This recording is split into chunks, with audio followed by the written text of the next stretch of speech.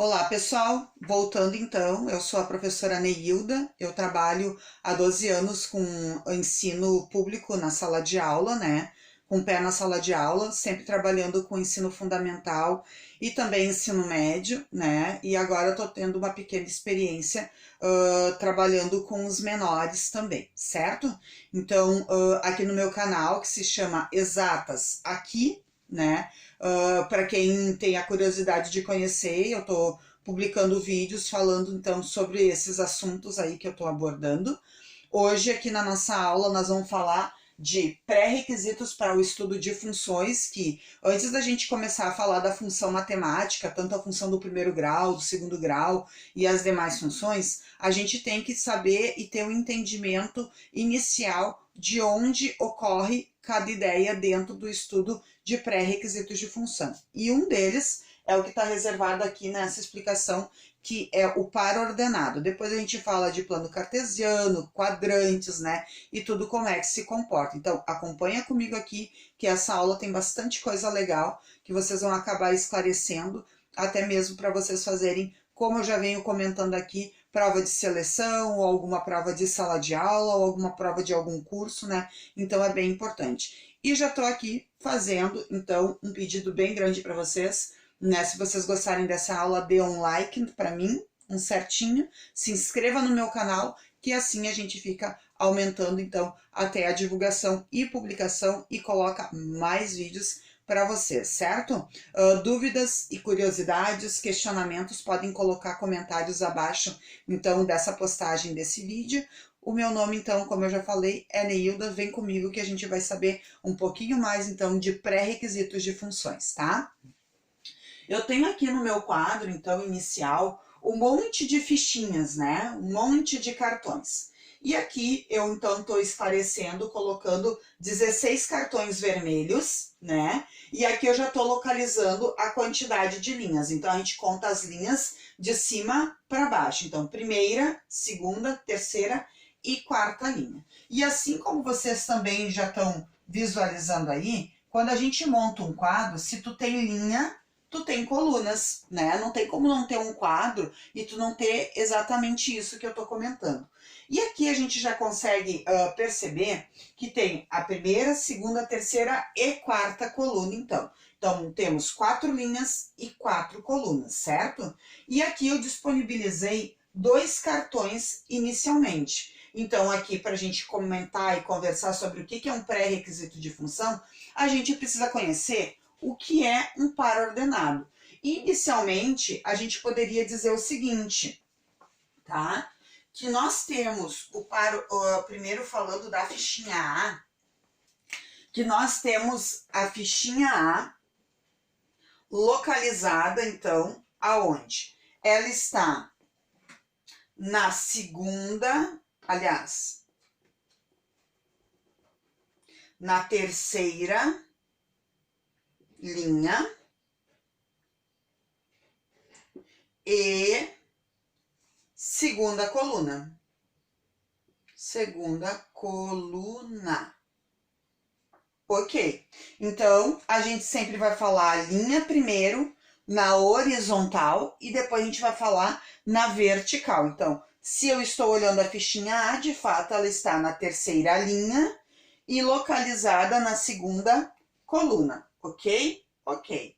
Vamos então falar agora do caso B, né? Quando a gente olha a localização da letra B, nessa fichinha aqui, né, ela vai estar na segunda linha, e olha a coluna dela, terceira coluna. Terceira coluna. Né? Então, aqui são as localizações da ficha A e da ficha B. Como que é representado um par ordenado na matemática ou um par ordenado que se tu tiver na física, né? Quando a gente fala muito da geometria analítica, da posição e da direção. A gente sempre localiza um par ordenado ou um ponto, né, cartesiano da seguinte forma. A gente representa entre parênteses, certo? Separado por vírgula. Vou falar primeiro da numeração, então, disso que a gente conversou anterior, para o ponto A. O meu ponto A, ele está na terceira linha e segunda coluna. Logo, 3 e 2. Estou falando do ponto A. Agora, eu vou falar do ponto B, certo? Mesma coisa, representação por parênteses, separados esses valores por vírgula. Então, o B, o segundo cartão, o cartão B, está na segunda linha e terceira coluna. Agora, se nós olharmos esses dois pares ordenados que nós temos, nós vamos dizer o seguinte, né?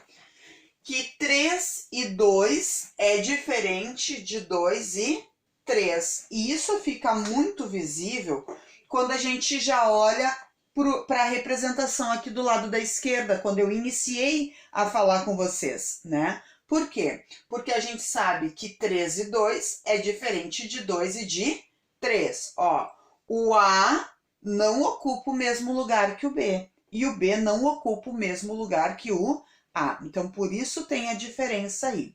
Outra coisa importante, né? Quando a gente falar sobre igualdade de pares ordenados, para que ocorra uma igualdade de pares ordenados, agora eu vou apagar aqui porque a ideia de par ordenado já foi. Quem quiser fotografar aqui, pode fotografar para reservar e anotar nos registros de vocês. Fotografem, né? Vou sair aqui da frente para que vocês fotografem, tá? Quiser marcar, tirar uma fotinha, enfim, né? Se não, tu pode pausar o vídeo várias vezes e rever de novo aí a explicação sobre a ideia de par ordenado, tá? Isso aqui já foi.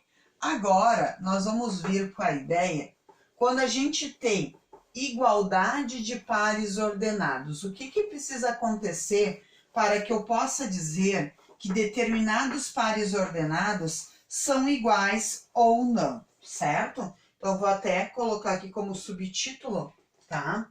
A ideia de igualdade de pares ordenados. Prestem bem atenção, que vai ser importante o estudo, tá? Então, aqui, ó, igualdade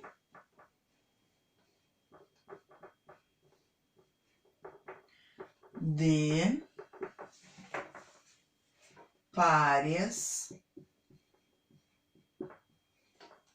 ordenados.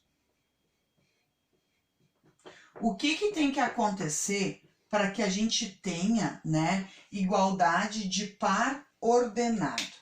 Então, uma coisa importante, tá? Que é um dado em relação matemática, tá?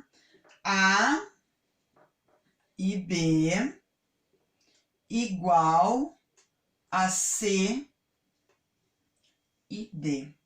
O que tem que acontecer previamente para que tu tenha uma igualdade de par ordenado? Bom, vamos dizer que isso aqui são valores que a gente tem, números, né? Então, o meu A, para ser igual ao outro elemento, o primeiro elemento de A tem que ser igual ao primeiro elemento de B. Assim como o segundo elemento o segundo elemento do primeiro par ordenado tem que ser igual ao segundo elemento do segundo par. Ou seja, o meu A tem que ser igual ao C, né? E deixa eu apagar aqui para que a gente possa escrever mais tranquilo, né? Tá? E o B tem que ser igual ao D. É disso que eu estou me referindo, né? Então, a gente vai para um breve exemplo dizendo o seguinte. Vou escrever lá. Determinar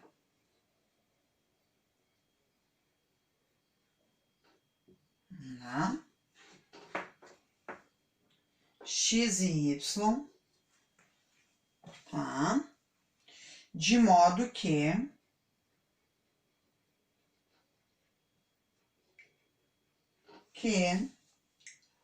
os pares ordenados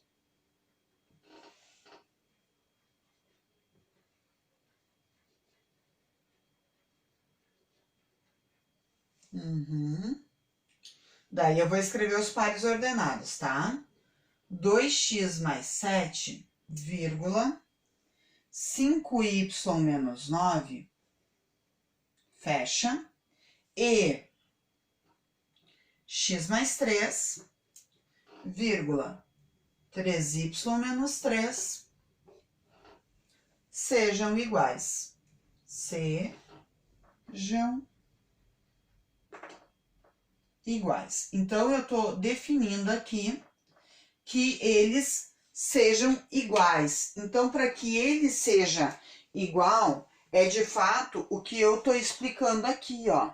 Para que haja essa igualdade de pares ordenados, esse primeiro elemento do primeiro par tem que ser igual ao primeiro do segundo par. Assim como o segundo elemento do segundo par tem que ser igual ao segundo do segundo par. Então, sendo assim, vamos fazer essa escrita. Esse primeiro igualado a esse primeiro do outro par ordenado. Então, é 2x mais 7 igual a x mais 3.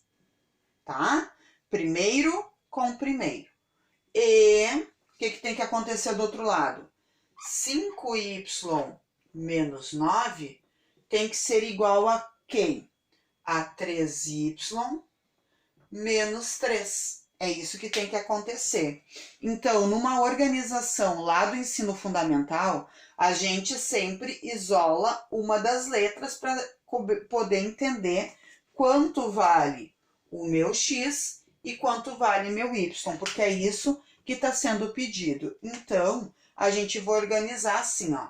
2x menos x é igual a 3 menos 7. Vamos conversar aqui. Sempre que meu x maior, 2 e 1, quem é maior? O 2. Aqui tiver positivo, eu vou trazer para o outro lado da igualdade o outro x. Não cabe levar para o outro lado, porque as operações inversas. Então, se esse x aqui desse lado ele está somando, para o outro lado ele vai passar diminuindo. Então, é mais fácil trazer o valor negativo do valor menor, né? Então, um x positivo para o outro lado, operação inversa, é o menos, né? E aqui também a ideia dos números, né? 3, qual é o contrário de mais 7? Menos 7. E aí vamos organizar. O que é 2x menos 1x? Sobra só 1x, ou simplesmente x, né? Igual.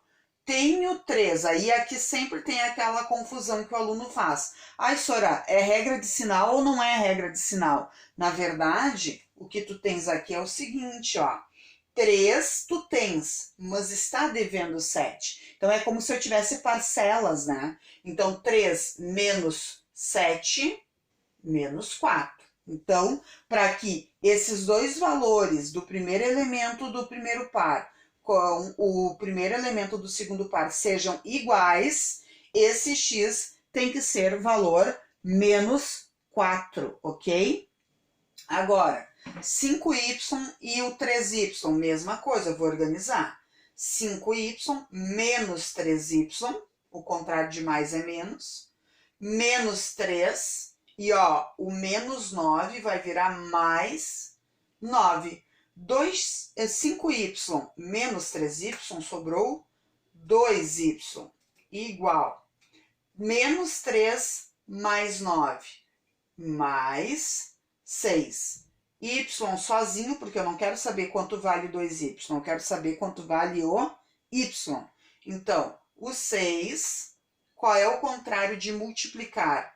Dividir. O que é 6 dividido por 2? É 3. Então, y ficou com o valor 3 para que b e d sejam de fato iguais. Quer saber de uma dica matemática aprendida há muito tempo? A tal da prova real, né? Sempre que tu fizer prova real daquilo que tu construiu, fica mais fácil de tu ter a certeza de responder qualquer avaliação, tá? Por que eu falo isso? Por que tu sabe que aqui deu menos 4 e que aqui é 3 e isso de fato esteja correto? Prova real. Faça a prova real que tu nunca vai entregar qualquer avaliação incorreta para o teu professor, para quem está fazendo uma banca examinadora, para você que está fazendo um concurso público ou coisa do tipo, né? Com certeza. E aí tu vai mais descansado embora para casa. Se falar em matemática, prova real nela, tá? Então, olha só. Tu tem lá que 2x mais 7 igual a x mais 3. Agora, vamos trocar esse x por menos 4 em todos eles, ó. Menos 4 aqui, menos 4 lá do outro lado. E copia o restante da tua conta, ó. É 2x, então é 2 vezes menos 4, mais 7, igual menos 4 com mais 3. O que é 2 vezes menos 4? Menos 8. Mais 7, igual menos 4 com mais 3. Eu tô devendo 4, mas tenho 3. Fico devendo 1. Tô devendo 8 e tenho 7. Fico devendo 1. Agora eu pergunto para ti, o lado esquerdo está igual ao lado direito? Sim. O que significa, então, que eles são iguais. E que tu ter encontrado menos 4 aqui, de fato, é verdadeiro. Porque senão, se não fosse, nós não chegaríamos em valores iguais lado a lado. E sendo assim, significa que está certinho teus cálculos aqui, ok? Vou mostrar também por outro caso. Apagar mais aqui em cima.